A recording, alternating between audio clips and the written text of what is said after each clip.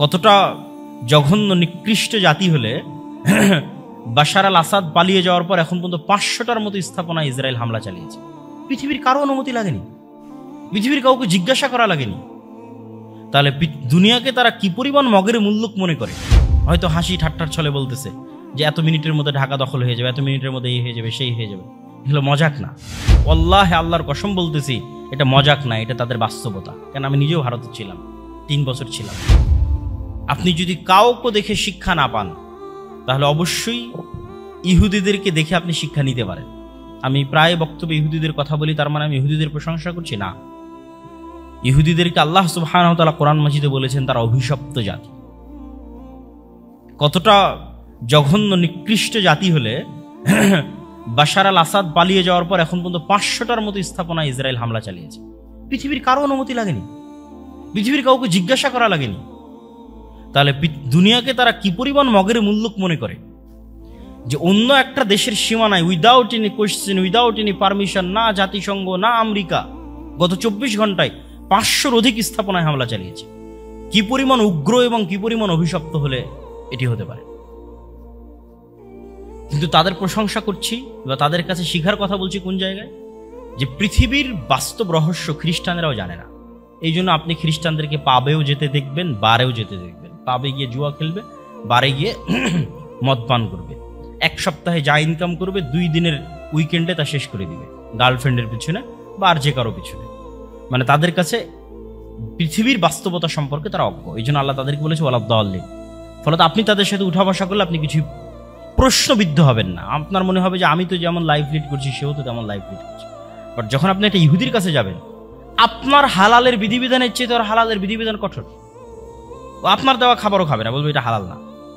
কি পরিমাণ ওর দিনকে কঠোরভাবে মানতে পারে আপনি একটা ইহুদির সাথে না মিশলে বুঝবেন না। আপনি দাড়ি রাখতে হেজিটেট ফিল করেন, ও চুল পরিমাণ হেজিটেট ফিল করেন। ভাই যে গত 24 ঘন্টায় 500টা জায়গায় বম মারতে হেজিটেট করেনি, ও দাড়ি রাখতে হেজিটেট করবে, চুল পরিমাণ হেজিটেট করে।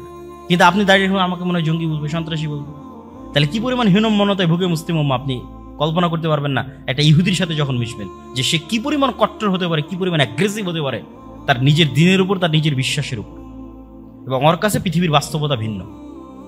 আর একটা খ্রিস্টানের মতো না যে খাবো দাবো ফুর্তি করবো শেষ করবো, এটা না। নির্দিষ্ট একটা লক্ষ্য আছে, নির্দিষ্ট একটা উদ্দেশ্য আছে। পৃথিবী জয় করতে হবে, পৃথিবী শাসন করতে হবে।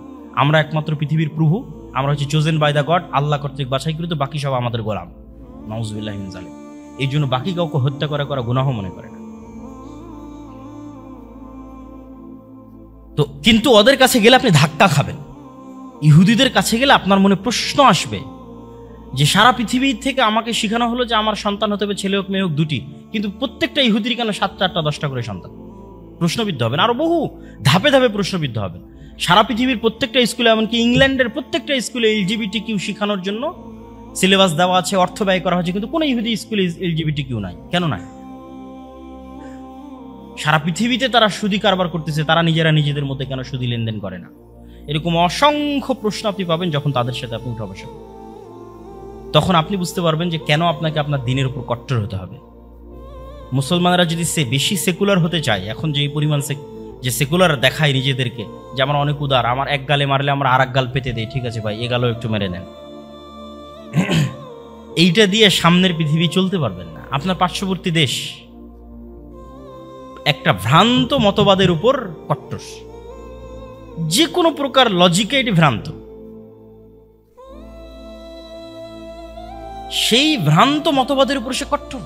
কতটা কট্টর আপনারা পেপার পড়ছেন, নিউজ পেপার পড়ছেন, পড়ে আপনারা ফেসবুকে মজাক করতেছেন। বাট আল্লাহর কসম বলতেছি, এটা মজাক না, এটা তাদের বাস্তবতা। কেন আমি নিজেও ভারতে ছিলাম, 3 বছর ছিলাম।